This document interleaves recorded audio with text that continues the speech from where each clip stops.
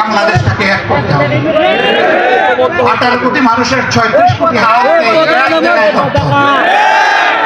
বিশ্বকে জানান দিতে হবে দেশ এবং জাতির স্বার্থে আমাদের মধ্যে কোনো বিভাজন নেই।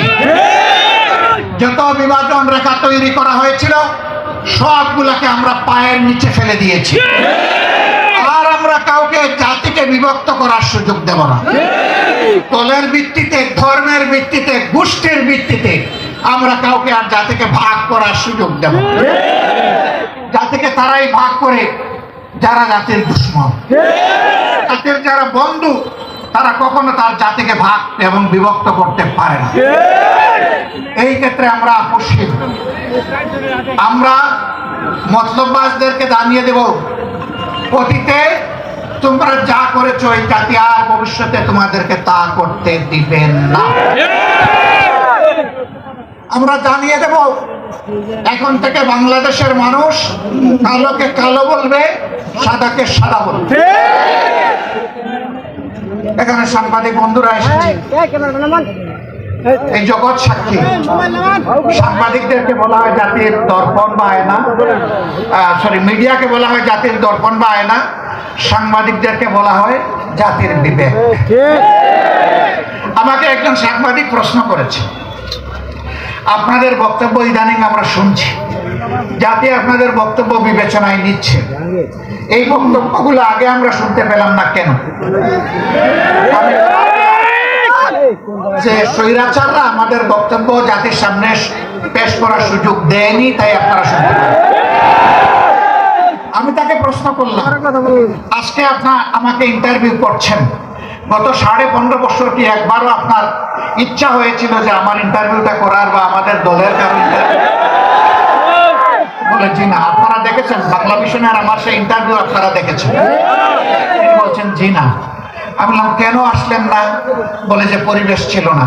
বলে তাইলে আপনার প্রশ্নের জবাব আপনার কাছেই আছে, আমার কাছে চাইতে হবে। আল্লাহর দরবারে চোখের পানি দিয়ে বলেছিলেন, আল্লাহ চোখের পানির ফুটা কবুল করে তোমার আসমানের ফুটাগুলাকে তুমি নিয়ন্ত্রণ করে নাও। আল্লাহ তাআলা তাদের ডাক কবুল করেছেন। আলহামদুলিল্লাহ।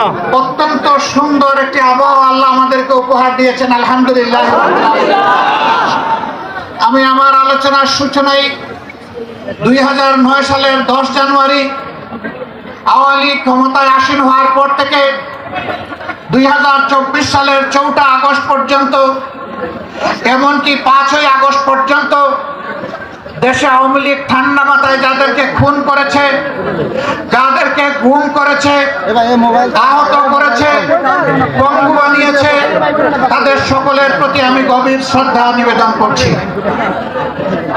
জালিমদের হাতে যারা নিহত হয়েছেন, ঈমান নিয়ে দুনিয়া থেকে যারা বিদায় নিয়েছেন, দেশ এবং জাতির প্রতি ভালোবাসা, দেশপ্রেমকে পুঁজি করে যারা সমান্তরে লড়াই করে দুনিয়া থেকে বিদায় নিয়েছেন, মহান মনিবের দরবারে দোয়া করি আল্লাহ তাদেরকে মর্যাদাশীল শহীদ হিসাবে কবুল করুন। যারা আহত হয়েছেন, পঙ্গু হয়েছেন, মহান রব্বুল আলামিনের দরবারে দোয়া করি আল্লাহ তাআলা তাদেরকে সুস্থতার নিয়ামত দান করুন।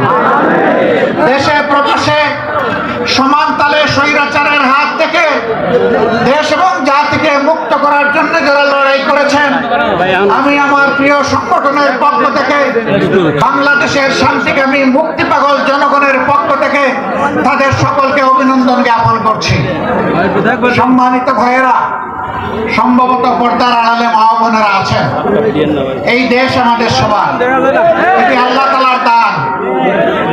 এই দেশ দফায় দফায় সাগর সাগর রক্তের বিনিময়ে বারবার মুক্তির জন্য আহাজারি করেছে।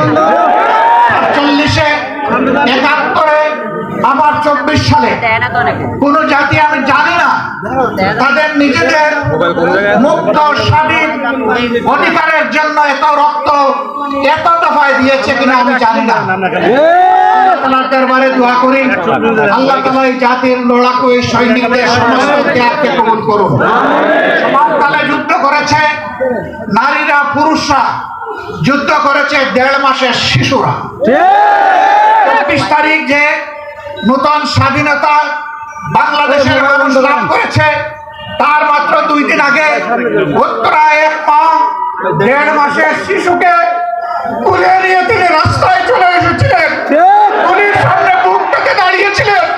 সাংবাদিকরা বলেছে, মা তুমি সরে যাও, তোমার এই কচি বাচ্চাকে নিয়ে তুমি এখানে থাকো না। সে বলেছে, আমার তো কোনো বড় বাচ্চা নাই, আমার পরিবারে তাইলে কি কোনো শহীদ হবে না? আমি এই বাচ্চা নিয়ে শহীদ হওয়ার জন্য এখানে এসেছি। আমি আমার এবং আমার বাচ্চার স্বাধীনতার বিনিময়ে জাতি মুক্ত হয়েছে, স্বাধীন হয়েছে, আমি দেখতে চাই। আল্লাহু আকবার, আল্লাহু আকবার। জাতির মধ্যে এই ধরনের মহা সৃষ্টি করেছে। আমরা দোয়া করি আল্লাহ তাআলা সেই জাতির মায়েদের পেট থেকে সন্তান সৃষ্টি না করে